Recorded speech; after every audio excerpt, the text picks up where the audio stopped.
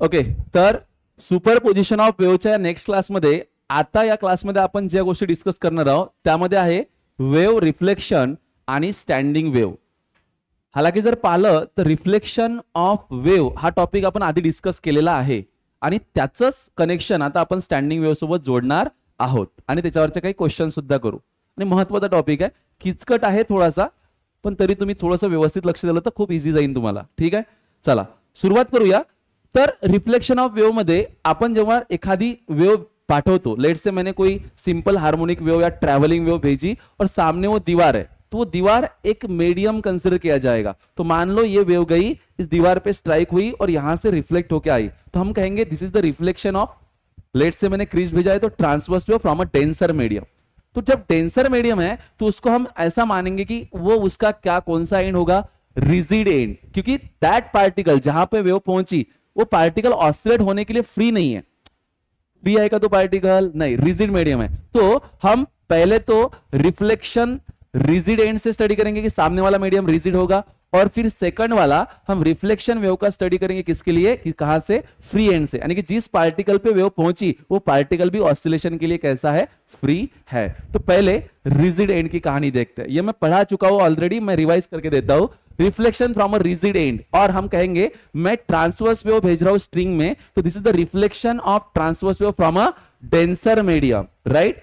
तो जिस पार्टिकल पे ये वेव पहुंच रही है, इस दीवार का ये पार्टिकल ऑसिलेट कर पाएगा क्या, नहीं. तो उसको ऊपर उठाने की कोशिश करेंगे तो ऊपर आएगा नहीं, वेव आगे जा पाए नहीं पाएगी. तो जब क्रिस्ट जाके इंसिडेंट होगा, है ना, व्हेन ट्रांसवर्स वेव में क्रिस्ट जाके, तो क्रिस्ट क्या होके आएगा, will be reflected as a crest. हमने पढ़ा था, क्योंकि क्रिस्ट पहुंचा, क्रिस्ट ने इसको ऊपर उठाने की कोशिश की और वेव को आगे जाना हुआ, तो ये ऊपर भी नहीं गया आगे भी नहीं गया, तो इसकी रिएक्शन ऐसे हो गई, तो तुम्हारा क्रिस्ट ट्रप बन के वापस आ गया.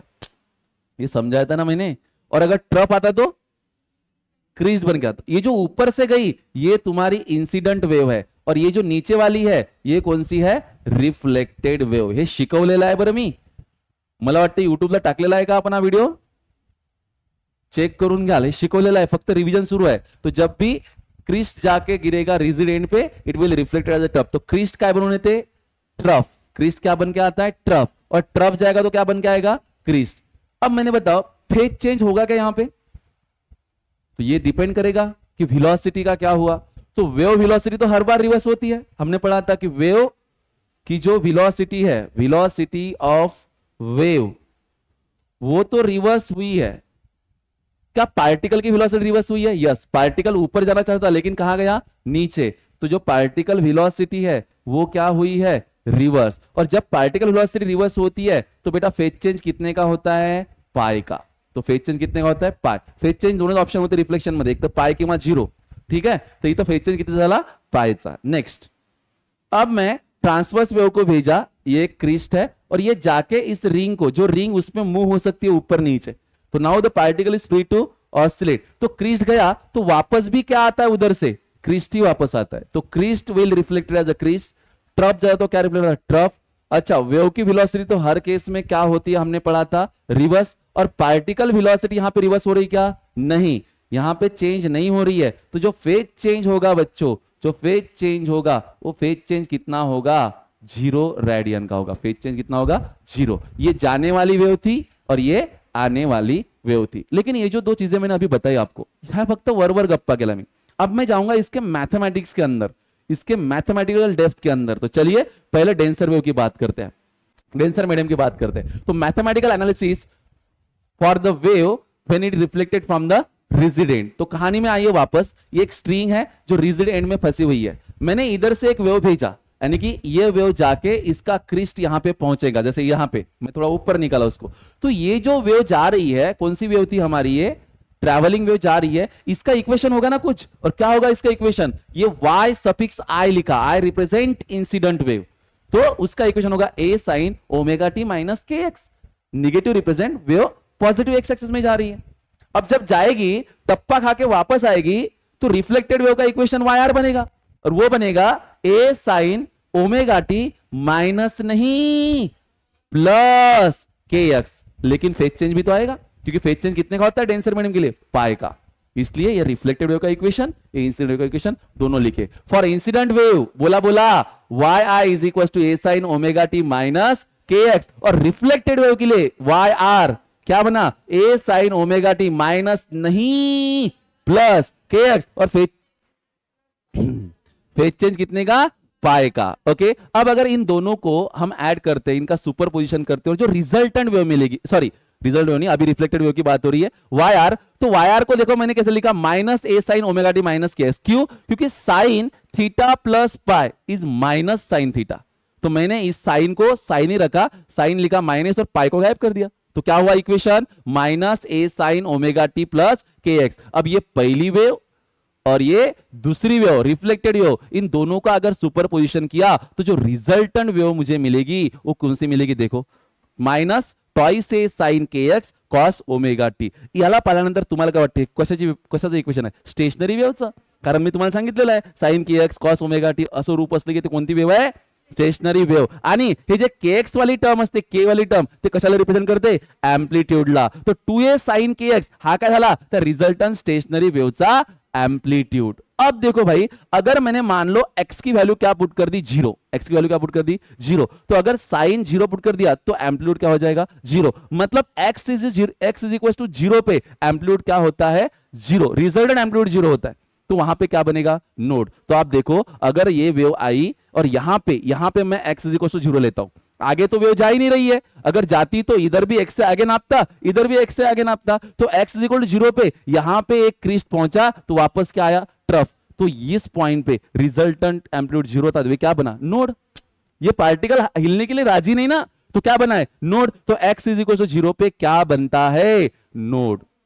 कब, जब मीडियम कौन सा हो, रिजिड मीडियम हो, डेंसर मीडियम हो। यहां पे लिखा हुआ है कि if x is equal to zero considered at the end then node is form at that end. तो जब भी कोई ट्रांसवर्स वेव जाके रिजिड एंड पे स्ट्राइक करेगी, रिजिड एंड का जिस पॉइंट पे वो पहुंची वहां पे नोड फॉर्म होगा। समझ रहे हो क्या, एक वेव आई एक गई, तो यहां पे स्टेशनरी वेव भी बनी होगी ना।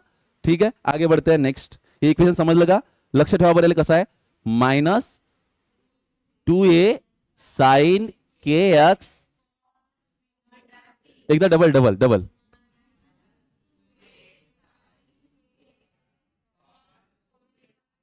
Very good. सिचुएशन को बदलते हैं, रिजिड एंड के बाद हम आते हैं फ्री एंड के ऊपर। चलिए वही कहानी, मैंने वेव भेजी तो इंसिडेंट वेव का इक्वेशन ए साइन ओमेगा टी माइनस के एक्स, क्योंकि वेव पॉजिटिव एक्स में जा रही है, पापा खा के वापस आएगी, रिफ्लेक्टेड वेव ए sine omega T plus K x. अच्छा यहाँ पे पाई नहीं आया क्योंकि फेज चेंज जीरो का था, क्रिस्ट का क्रिस्ट मिला ना, तो यहाँ पे ये इंसिडेंट वेव, ये रिफ्लेक्टेड वेव। चलो ये दोनों वेव हमें मिली, ये ऐसे दोनों को सुपरइम्पोज करते हैं तो हमें क्या मिलेगा, ट्वाइस ए कॉस के एक्स साइन ओमेगा टी। इसको थोड़ा ऐसे लिखो, क्या लिखू का सांगा ना, ट्वाइस ए कॉस के to bye bye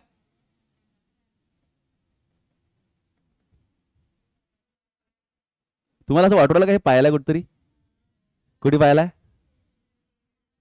stationary wave का जो इक्वेशन बनाया था यही तो था, और वैसी ही तो वेव थी, ओमेगा टी माइनस के x omega T plus K x, तो यही तो इक्वेशन है उसका। और ये कौन बला है, रिजल्टेंट एम्प्लीट्यूड। अब अगर मैंने बोला कि x की वैल्यू जीरो पुट कर दो, तो जब x की वैल्यू जीरो करूंगा ये cos क्या हो जाएगा, जीरो, cos जीरो क्या होता है 1, तो 1 इंटू 2a क्या होगा 2a, मतलब x is equal to zero पे एम्प्लीट्यूड कैसा होगा, मैक्सिमम। मतलब यहां पे अगर मैं x को जीरो मान लेता हूं तो आप देखना क्रिस्ट का क्रिस्ट बनता है, तो एम्प्लीट्यूड कैसा रहेगा यहाँ पे, मैक्सिमम, जहां पे वो पहुंच रही है। अरे समझ रहे हो, तो फ्री एंड पे x इक्वल टू जीरो पे एम्प्लीट्यूड मैक्सिमम होता है, इसका मतलब वहां पे क्या बनता होगा, एंटी नोड। क्या बनता है वहां पे, एंटी नोड। ठीक है, ये इंफॉर्मेशन याद रखना। चलिए आगे बढ़ते हैं। मैं बोला हूं एक शब्द आपने ध्यान रखा नहीं, पता मुझे पता नहीं, मैंने कहा था किसकट है ये थोड़ा सा। ठीक है, ये क्वेश्चन है किसकट। क्वेश्चन सॉल्व करते हैं, बोल रहा है a wave equation y is equal to this is reflected from a rigid end. कौन से एंड से, रिजिड एंड से वापस आया है। If after reflection the amplitude becomes 2/9 times of the initial amplitude, then find the equation of reflected wave। पहले मला सांग इंसिडेंट वेव्हचं इक्वेशन काय, तो y i is equals to 9 sine bt minus क्या होगा ax। ठीक है, अब मुझे बता कि अगर ये जो एंड है कौन सा है, रिजिड, क्या बोला वो क्या बोला, मैं गुलाबी पेन यूज करता हूं, सबका ध्यान इधर, वो क्या बोला, रिजिड एंड। जब रिजिड एंड पे जाके कोई वेव पहुंचेगा, वापस आएगा टप्पा आगे, तो फेज चेंज पाएगा। तो जो रिफ्लेक्टेड वेव होगी वो होगी y r, reflected wave is equal to amplitude असेल काहीतरी, तो वेगळा घेणार आहे आपल्याला, त्यांनी सांगितलेलं आहे एम्प्लिट्यूड असेल काहीतरी, चल मी ए घेतो सध्या, साईनचा फंक्शन साईनच ठेवतो, फंक्शन काय ठेवतो साईन, डायरेक्शन उलटी आहे म्हणून काय होईल बीटी प्लस एक्स, पण फेज चेंज कितीचा, पायचा। हे समजलं का तुम्हाला? रिजिड एंड या शब्दाने सांगितली पाय घ्या लागते तुले, नहीं तो म्हणलं नव्हतं माहित, रिजिड एंड बता रहा है कि पाई लेना है। अब चल आगे बढ़, रिफ्लेक्टेड का चाहिए इसलिए माइनस का क्या हो गया प्लस। अच्छा एम्पलीट्यूड उसने बोला है कि जो रिजल्टेंट वेव का एम्पलीट्यूड होगा वो 2/9 टाइम्स होगा इनिशियल के, इनिशियल कितना था 9, तो y r is equals to 2/9 times of 9, समझ रहे हो क्या? और ये साइन, साइन को साइन ही रखा, बस अब बीटी प्लस एक्स रखना चाहता हूं, पाई को गायब करना चाहता हूं, तो साइन का पाई गायब करेंगे तो साइन क्या आएगा इधर माइनस, और ये क्या हो जाएगा बीटी प्लस एक्स। हे गोष्ट समजली का रे? 9 9 cancel, y r is equals to, हा गुलाबी कलर दिसत नाही आपल्या व्हिडिओमध्ये, ठीक आहे 3 -2 साइन बीटी प्लस काय रे x, this is the equation of very good, ठीक आहे। तो कसा रे, टाइम नाही गमावा आपण,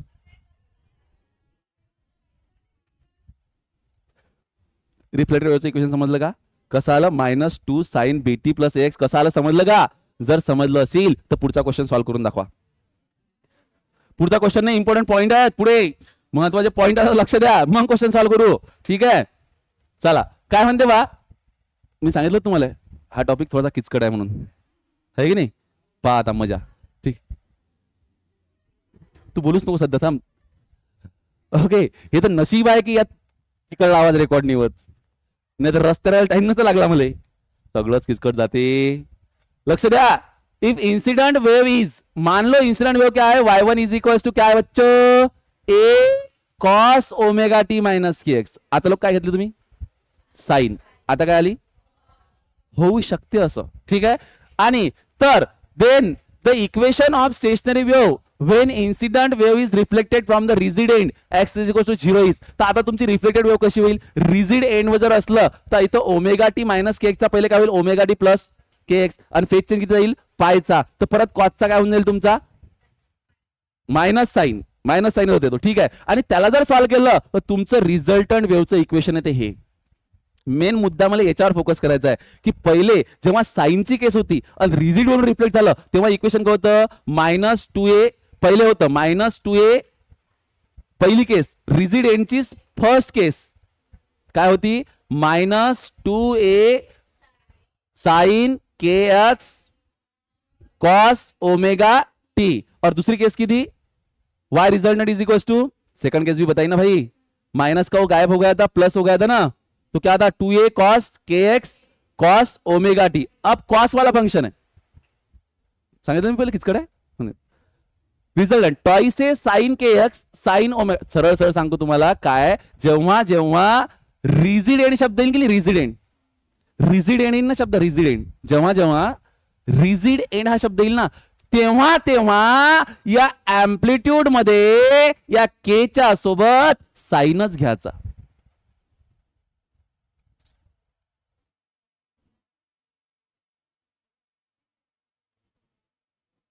कोणतं एंड रिजिड, रिझल्टंट वेव के च्या सोबत साइन, रिजिड आहे म्हणून, पण आता रिजिड गायब करतो, फ्री की हा के च्या सोबत कोणाला कॉस,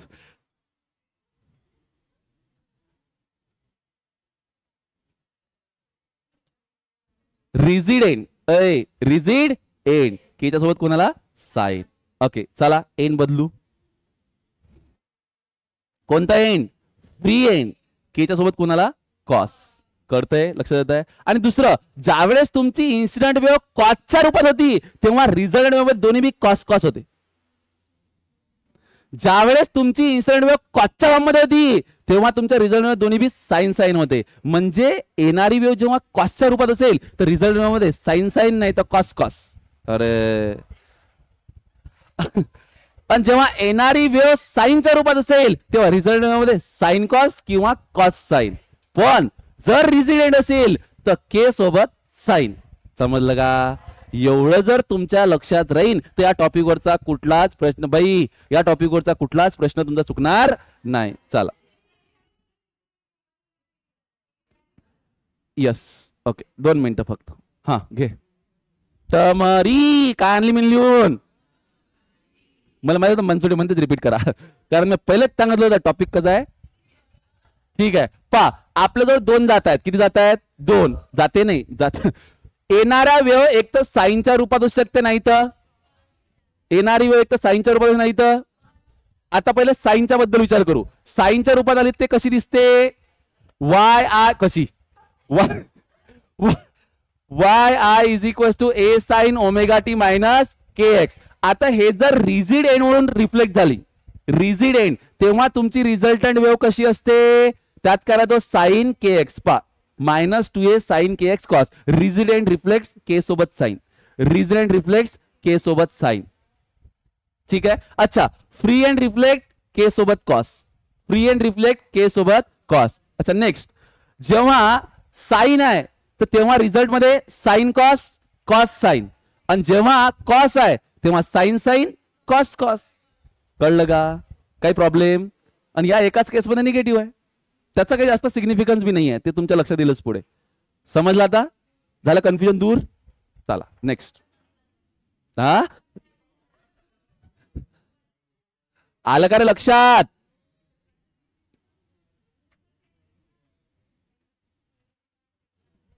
समरीचा पॉइंट नंबर 2 आंधळे. In stationary wave equation in stationary wave जर तुम्हाला साइन टाइपची वेव्ह असेल तर तुमचं रिझल्टंट वेव्ह कसं असेल? साइन कॉस कॉस साइन आणि कोसाइनच्या रूपात असेल तर कसे? Sine sine cos cos. दुसरा पॉइंट मी काय सांगितला की स्टेशनरी वेव्हच्या इक्वेशन मध्ये रिजिड एंड असेल तर के वाली टर्म साइन सोबत असते आणि फ्री एंड असेल तर के वाली टर्म कॉस सोबत असते. आता प्रश्न पटपट झाले पाहिजेत. पहिला प्रश्न हा थांब ना विवास इतक्या पटपट नाही करायला लागत. An incident wave equation y is equals to a sin kx minus omega t if at x is equals to 0 node is formed. अरे बाबू जर x वर नोड फॉर्म झाला तर एंड कोणतं असेल? रिजिड का फ्री? फ्री. चौधरी म्हणते फ्री. अरे बा रिजिड तो x वर जर नोड फॉर्म झाला तो particle not free to oscillate आहे ना मग तिथं काय बनणार आहे? Node. Then find the equation of reflected wave. मग आता सोपी आहे ना. इन्सिडेंट वेव्हचं equation y i is equals to A sine k x minus omega t. तुला पाहिजे कोणाचं? रिफ्लेक्टेड वेव्हचं. तर रिफ्लेक्टेड वेव्हचं कंडिशन काय? पहिले मायनसचा काय झाला पाहिजे? प्लस. इक्वेशन ठेवतो साइनचं साइन के एक्स मायनसचा काय केला? प्लस आणि अँप्लिट्यूड तर तोचा तोच अँप्लिट्यूड तोच राहिला त्यांनी चेंज थोडी केला तोच साइनचा साइन के एक्स मायनस ओमेगाचा केला प्लस. पण एंड कोणता आहे? नोड फॉर्म झालं रिजिड आहे. रिजिड असले फेज चेंज पायचा म्हणून अटी काय आला? प्लस पाय. म्हणून आता जर पाय कापून टाकायला असेल तर साइन घ्या minus A sine k x plus omega T. This is the required equation of reflected wave. करतय का? करतय का? चला नेक्स्ट क्वेश्चन. नो बाते. हा for a stationary wave equation दिया हुआ है y is equal to 10 cos pi by 12 x cos 30 pi t where x and y in centimetre t in second. Find type of reflector. Type of reflector मतलब आपको बताना है कि जहां से वेव रिफ्लेक्ट हो रही है वो रिजिड एंड है कि फ्री एंड है. कहां से बताया आपने? क्या है? हाँ क्या है? अच्छा कॉस कॉस से आपने बताया ना क्योंकि जब एक्सप्लेन करो मुझे. पाठ करून ठेवलं फक्त समरीनुसार. ठीक आहे. लक्षात घ्या काय तिथं कॉस कॉस कारण सेम सेम असलं तर एंड काय असते आपलं? नाही सॉरी एक्स ची टर्म कोणासोबत असते? साइन सोबत. साइन सोबत एंड कोणता आहे? रिजिड. तर इथं एक्स ची टर्म कोणासोबत आहे? कॉस सोबत. तर एंड कोणतं असेल? फ्री. म्हणजे टाइप ऑफ रिफ्लेक्टर काय? Free end. हे समजलं का? Okay next equation of incident and reflected wave. Incident वेव्हचं इक्वेशन आता बा हा y इज इक्वल्स टू हे जे इक्वेशन आहे कोणाचं आहे स्टेशनरी वेव्हचं, पण आपल्याला याच्याहून तयार करावं लागतील ना. तर इन्सिडेंट वेव्हचं इक्वेशन आहे बोलणं करे y is equals to amplitude असेल a साइन इकडे जाणारी वेव्ह घेऊ आपण काय घेतो kx माइनस ओमेगा t. ठीक है तो a कितना होगा ये होता है बेटा 2a. a कितना होता है 2a. अरे हा 2 टाइम्स ऑफ a असेल ना तो सॉरी हा a तसा नहीं घेतो मी स्मॉल a घेतो. हा 2a है ना तो 2a 10 है तो a किती है 5. तो यहां पे आएगा 5 साइन k की वैल्यू कितनी pi by 12 x minus omega की वैल्यू कितनी 30 पाई t. काय अडचण कोणाला नाही. हे कोणती वेव्ह झाली इंसिडेंट वेव्ह. अच्छा बताओ रिफ्लेक्टेड क्या आएगा 5 रहेगा. अच्छा एंड कौन सा है फ्री एंड है तो फ्री एंड पे पेज चेंज 0 का तो साइन का क्या रहेगा साइन ही. बस यहां पे रहेगा साइन ये पाई बाय 12x सिर्फ माइनस का क्या होगा प्लस 30 पाई t. कळलं का तुम्हाला. हे झाली तुमची इन्सिडेंट वेव्ह हे झाली तुमची रिफ्लेक्टेड वेव्ह. दोन्ही इक्वेशन बनलेले आहेत. नेक्स्ट अरे बाबू थांब थोडस एवढाच तर क्वेश्चन आहे. दोनच प्रश्न आले दोन. For stationary wave y is equal to 10 बोलू नका रे.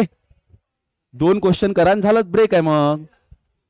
y is equal to 10 cos pi by 12x cos 30 pi t where x and y in centimeter and t is in second. Find amplitude at node and antinode position. अच्छा node पे amplitude कितना होगा 0. सो amplitude eight node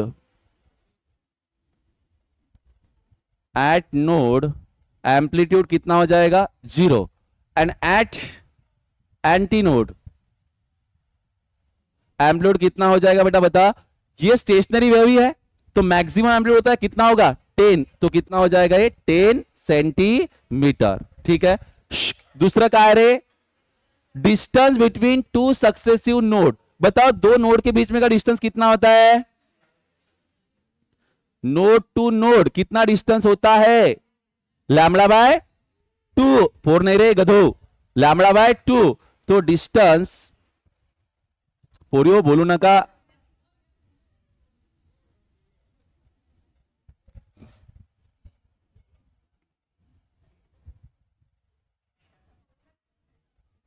लेकिन वो distance निकालने के लिए मेरे पास लैम्बडा चाहिए और लैम्बडा किसमें छुपा होता है के में और के की वैल्यू कितनी है तेरे पास पाई बाय 12. तो के तेरे पास है पाई बाय 12 ये हो जाएगा 2 pi by lambda it is pi by 12 pi cancel तो लैम्बडा कितना हो जाएगा 20 सेंटीमीटर. करेक्ट है ना 24 सेंटीमीटर. तो ये हो जाएगा 24 डिवाइड बाय 2 कितना आएगा 12 सेंटीमीटर. खत्म. नेक्स्ट ये क्वेश्चन लास्ट क्वेश्चन है अभी और आपको सॉल्व करना है. चलो बताओ आंसर लास्ट है.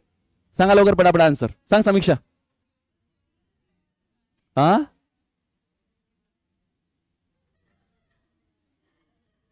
अरे करा ना हा प्रश्न सॉल्व. एवढा खर्च झाला तर एवढा अजूनच आहे. ठीक आहे चाल लक्ष द्या फक्त मग लक्षात द्या तुम्ही लक्षात बापा डोळे लावून.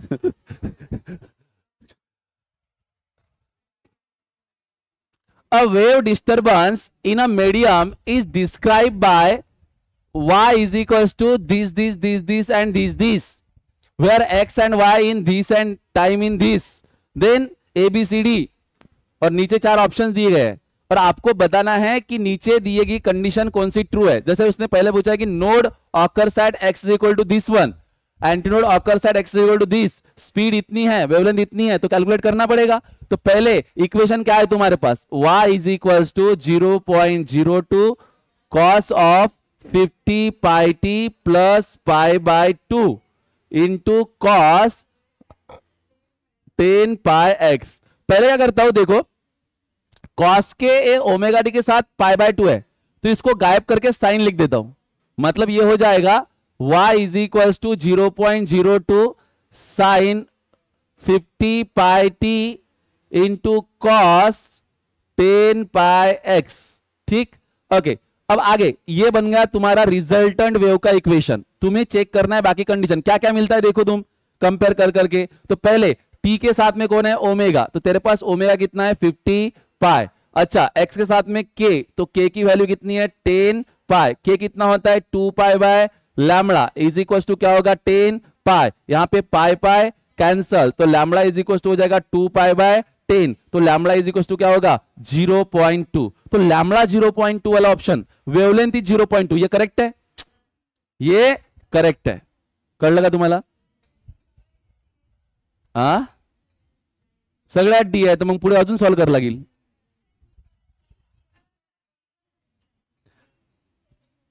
ठीक आहे. हा नेक्स्ट चेक करूया. आता पुढे काय करायचं आपल्याला, लॅम्बडा आहे आपल्याकडे, पुढे म्हणते a node occurs at x equal to 0.15. Node, आता नोड ऑकर्स करण्यासाठी तुम्हाला कॅल्क्युलेशन कसे करावे लागतील. सर्वात आधी तुम्ही काय करा, या इक्वेशन मध्ये x ची व्हॅल्यू 0 पुट करून टाका. x ची व्हॅल्यू 0 पुट केली तर cos 0 किती होईल रे 1, म्हणजे x इज इक्वल टू 0 वरती काय बनून राहिला अँटीनोड. x इक्वल टू 0 वरती काय बनून राहिला अँटीनोड. मग x इक्वल टू 0 वरती अँटीनोड आहे, तर मी आता एक डायग्राम काढतो. इथं हा समजा x0 आहे आणि इथं काय बनला अँटीनोड, तर इथून पुढे आता माझ्याकडे वेव्हज बनतील, इकडे बी बनतील स्टेशनरी वेव्ह आणि इकडे पण बनणार स्टेशनरी, कुठेही बनू शकते, असं काही प्रॉब्लेम नाही.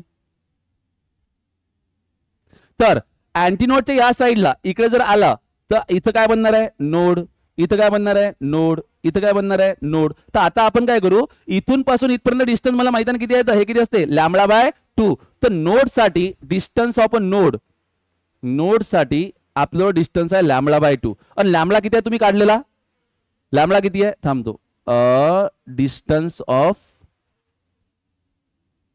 First node, it is lambda by किती येते ते, अरे अरे अरे sorry sorry sorry, x equal to 0 पे एंटीनोड चाहिए था, मैंने गलत लिखा वो.